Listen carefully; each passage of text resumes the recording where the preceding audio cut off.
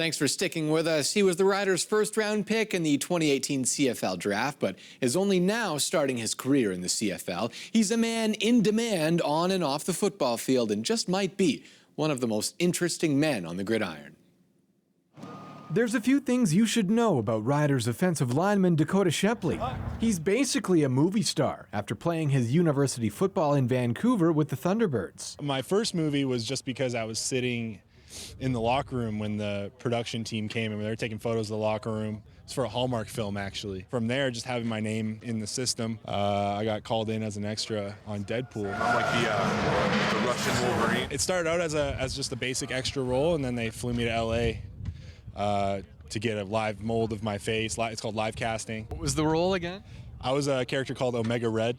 He was he's an X-Men villain. And he's got supportive fans. Hey, Dakoda, what's going on?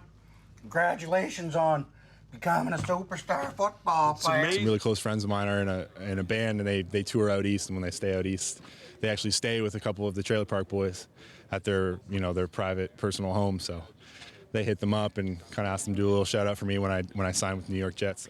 Shepley got into 3 preseason games with the Jets in 2018, even though he didn't start playing football until he was in grade 11 after breaking his hand in a hockey fight. I went to go see a surgeon. Luckily, I didn't need surgery, but the surgeon ended up giving me like a come to Jesus talk of why I need to play football instead of hockey. He's like, look at the size of you.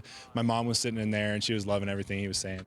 After signing a 2-year contract with an option back in March, Shepley is attending his first full training camp with Saskatchewan, and he's making full use of the experience of his teammates, often in the ear of veteran lineman Brendan Labatt. Who better to learn from than a 12-year vet like Labatt? I try to lean on him as much as I can. I don't know if he's getting annoyed at me. Oh, no, not at all. I mean, it's an honor, really, to have young guys come up and want to pick your brain and know what you know and how you learned and stuff like that. The 24-year-old has been rotating through different groups in camp as he tries to land a spot on a very deep offensive line. You know, he's getting familiarized with the offensive system and, kind of the things we're teaching, from a technique standpoint up front. And, he's gotten, better every day, and then that's all we can ask.